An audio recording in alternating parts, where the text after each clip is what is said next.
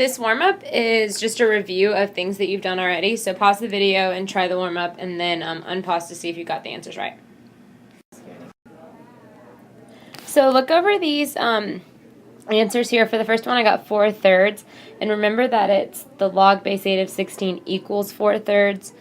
For number 2, I got the log of 100 equals 3. Remember, if the base isn't written, then the base is 10. So the question you're asking yourself is, what exponent do I need to put on 10 to make it become 1,000? That would be 3. Number 3 got -3. Number 4, here's the final answer right here. And number 5 right here. A common mistake is to keep that 8 and x squared together. They are two separate things. And then log base 2 of 8 does simplify to 3. So now we're going to look at solving some of these logarithmic equations. The first one, you have your variable in the argument, and so you want to rewrite this in exponential form. So if I'm taking this to exponential form, that would become 2 to the third equals x minus 4. And now we all know how to solve this, so 2 to the third would become 8. 8 equals x minus 4. We would add 4 to both sides, so we get 12 equals x. Number 2, for some reason, is the same thing, so let's change this to the log of x squared minus 12x equals the log of 28. So in this problem, we have two logs that are set equal to one another. The bases are the same. So we are going to use the property that says log base b of x is equal to log base b of y if and only if x equals y. So on number 2, both the bases are the same and we have one log equal to another log. That means that we know that their arguments have to be equal. So I can write this equation, x squared minus 12x equals 28. The next thing that I want to do is solve this, and since it's a quadratic equation, I'm going to try to solve by factoring. So I'm going to subtract the 28 to the other side of the equation and try and factor. I'm looking for two numbers that multiply to -28 and add up to -12. So that would be -14 and +2. Then I'll use the zero product property to set each of those factors equal to 0.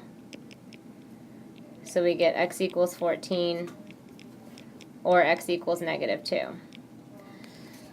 Now, one of the things that we have talked about is that the base of a logarithm has to be positive and not 1. When we did these exponential functions, remember that we had an asymptote at y equals 0, which means that the arguments, or the answers, always came out to be positive numbers.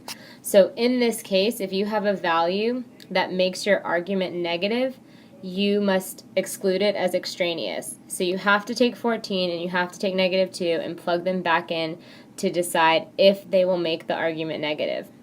If you plug 14 back in, 14 squared is 196. 14 times 12 is 168. 196 minus 168 gives us 28. So that's a positive number in the argument. Let's try -2. -2 squared is 4 minus 12 times -2. That becomes 28 also. So both of these answers work in this case. Number 3 and number 4, I'm going to apply the same property.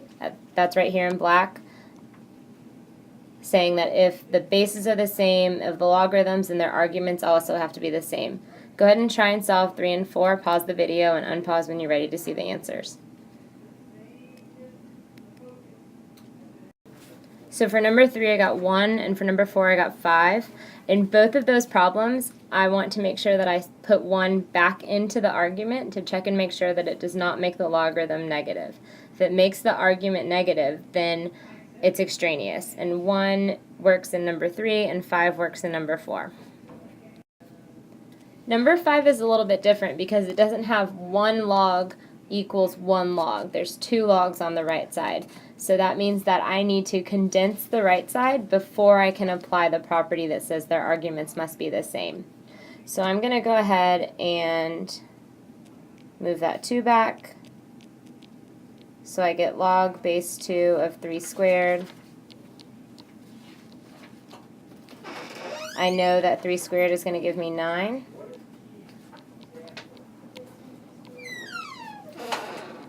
And then I know that I can condense that argument by multiplying, condense that logarithm by multiplying the arguments, and I get log base 2 of 45 on the right side. On the left side, I still have log base 2 of x. So at this point, now I can apply the property that says if the bases are the same of the logarithms, then their arguments would also have to be the same. So I would get x equals 45. And don't forget to double check to make sure that your value doesn't make your argument negative, and this one doesn't. Number 6, I want to condense the same way, except in this problem, I have a subtraction sign between my logarithms, so that means that I can divide their arguments. I'll go ahead and divide 8 and 2 to get 4. And so now I can say x plus 3 equals 4, so x has to equal 1. Go ahead and try number 7, pause the video, and then unpause when you're ready to go over it.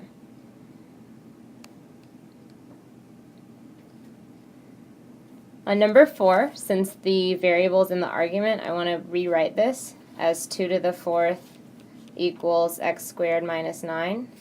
So then that gives me 16 equals x squared minus 9.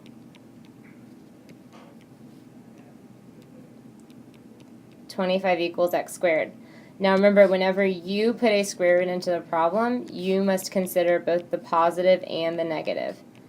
So I'm looking at positive 5. If I plug positive 5 in, I get 25 minus 9, which is 16. That works. If I plug negative 5 in, negative 5 squared is still positive 25. So both of those answers work in this case. All right, let's look at number 8. So for number 8, we have 2 logarithms that are being added. We need to go ahead and condense the left side. So we'll condense that to be log base 2 of x squared minus 2x. I multiplied x times x minus 2. And now the next thing that I want to do, like I did in number 7 or number 1, I want to rewrite this logarithm into exponential form. So the base is 2, the exponent is 3, and it's equal to x squared minus 2x. So I get 8 equals x squared minus 2x. Since this is a quadratic equation, I want to solve this by factoring, so I'm going to set this equal to 0. And factor. 2 numbers that multiply to negative 8 and add up to negative 2 would be negative 4 and positive 2. So I get x minus 4 equals 0, x equals 4, and x plus 2 equals 0, x equals negative 2. Remember that you have to check and be sure to see if either of these make your argument negative. And since negative 2 does make our argument negative, that means we have to exclude it from our answer and say that it is extraneous. So the only answer for this problem is x equals 4.